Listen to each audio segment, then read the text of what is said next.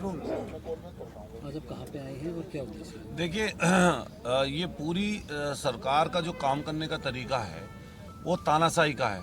ये जनता समझ भी रही है और कुछ लोगों को समझना भी चाहिए। आप बताइए, शांतिपूर्वक तरीके से प्रोटेस्ट करने का अधिकार संविधान हम लोगों को देता है, और जो शांतिपूर्वक तरीके से अगर कोई प्रोटेस्ट से भी पुलिस या प्रशासन रोकेगा, मैं समझता हूँ तो ये लोकतंत्र को खत्म करने की परंपरा ये सरकार पहले से डाल चुकी है, अब डाल रही है। तो हम लोग जो जेल में लोग हैं, सैकड़ों लोग बंद किसान, उनसे मिलने के लिए हम लोगों ने कहा था कि भाई उन लोगों से हमारी जेल में मुलाकात करा दो। मैं चुनावा प्रतिनिधि हूँ और उत्तर प्रदेश विधानसभा का सदस्य हूँ। मेरा अधिकार है कि मैं जेल में मुलाकात किसी से करूँ, तो लेकिन मैं करीबन 1 घंटे से पिछले यहाँ पर एक तरीके से डिटेन ही हूँ और रोक रखा है और नहीं जाने दिया जा रहा। हम यहाँ के प्रशासन से यही रिक्वेस्ट कर रहे थे कि भाई हमें अकेले को ही मिलवा दो कम से कम जेल पे उनसे, अगर ज़्यादा लोग भी ना मिल पाए, और ज़्यादा लोग है भी नहीं। और लेकिन चूँकि कानून का पालन हम लोगों को करना चाहिए, लेकिन हमारे साथ साथ कानून का पालन प्रशासन के लोगों को भी करना चाहिए। आप बताइए, चीफ सेक्रेटरी आज आ रहे हैं और डीजीपी महोदय भी यहाँ पर आ रहे हैं। हम तो उनसे भी कहना चाहते हैं कि अथॉरिटी में जितने गलत काम किए सबका काला चिट्ठा आप खोलो, हमें कोई दिक्कत नहीं है। लेकिन किसान पिछले कई साल से जिस चीज़ के लिए आंदोलन कर रहे हैं, 10% प्लॉट के लिए जो सुप्रीम कोर्ट ने भी जिसको जायज़ ठहराया, तो उस पर व्यवस्था यहाँ पर आज करके जानी चाहिए। मैं अपनी तरफ से ये कहना चाहता हूँ, 16 तारीख से विधानसभा चल रही है। हमने पूर्व में ही माननीय अखिलेश यादव जी ने इस विषय को उठाया था सदन में, हम लोगों ने भी उठाया था जब लगातार ये आंदोलन चला।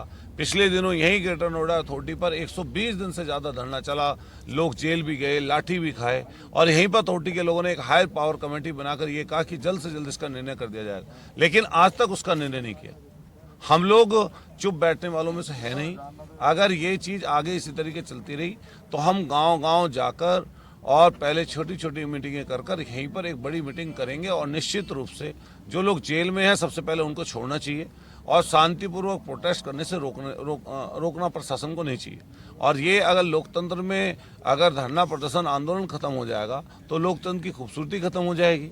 अगर मुझे कोई परेशानी दिक्कत है और मेरी कोई बात नहीं सुन रहा, तो जो कानून ने मुझे अधिकार दिया है कि शांतिपूर्वक तरीके से प्रोटेस्ट करूं, तो उसको तो कम से कम करने दें, लेकिन उसको भी रोकने का काम प्रशासन के लोग यहाँ पर कर रहे हैं।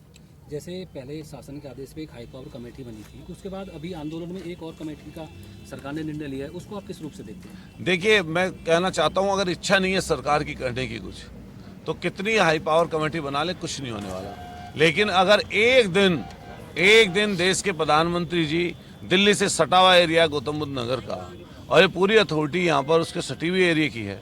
अभी जब दिल्ली किसानों ने दिल्ली की तरफ कूच किया तो आपने देखा होगा पूरे नेशनल चैनलों पर वो खबर चली। क्या प्रधानमंत्री जी को या मुख्यमंत्री जी को नहीं पता होगा? इस बात की सब लोगों को पता है। तो उनको चिंता करनी चाहिए किसानों की, और निश्चित रूप से ये जो मांगे हैं किसानों की, जो जायज मांगे, उनको मान लेना चाहिए। अभी सिंधु बॉर्डर की तरफ से आपके उधर की तरफ हरियाणा और पंजाब से लोग किसान कूच कर रहे हैं, और बहुत सारी उनकी मांगे हैं। निश्चित रूप से जब चारों तरफ से पिछले दिनों आपने देखा होगा बड़ा एक आंदोलन चला था, तो ये भी आंदोलन फिर आगे की तरफ बढ़ेगा, वरना नहीं तो ये मांगे मान लेनी चाहिए प्रशासन को। यहाँ के जो किसान हैं वो कई दशक से यही करते आ रहे हैं, उनकी जो मांगे हैं वो भी नहीं है। यहाँ का जो विकास है, अगर उस विकास की जो कीमत यहाँ के किसानों को चुकानी पड़ रही है, उसको आप किस रूप से देखते हैं? एक तरफ तो नोएडा, ग्रेटर नोएडा बन रहा है, एयरपोर्ट यहाँ पे बनाया जा रहा है, मगर यहाँ के जो किसान हैं वो आज भी पीड़ित हैं। नहीं, हमें ये कहना है उसमें कि संपूर्ण देश का विकास तभी संभव है जब किसान और मजदूर भी खुशहाल हो। अगर किसान और मजदूर खुशहाल नहीं होगा तो आप पूरी जगह आप समझ लीजिए पक्का कि आप कैसे खुशहाल मान लेंगे अपने आप को। कुछ चंद लोग अमीर बन जाएं, कुछ चंद लोग जो ताकतवर बन जाएं, कुछ धन्ना सेठ बन जाएं, उससे पूरे देश की तरक्की होना मैं समझता हूँ संभव नहीं है। तो ऐसे समय पर जहाँ आज भी हमारे 60 से 70% किसान हैं और किसानों पर आश्रित है पूरा देश, अन्न उगाने का काम किसान करता है, और यहाँ पर ज़मीनें औने पौने दामों में पुराने समय पर यहाँ पर ले ली गई अथॉरिटी के द्वारा, ज़बरदस्ती ले ली गई एक तरीके से ज़मीनें, तो आज वो जाएँ कहाँ? तो इसीलिए जो 10% की आबादी वाला आज के तारीख में तो आबादी का भी संकट गाँव के लोगों के सामने हो गया। तो उसी लड़ाई को किसान नेता लड़ रहे थे।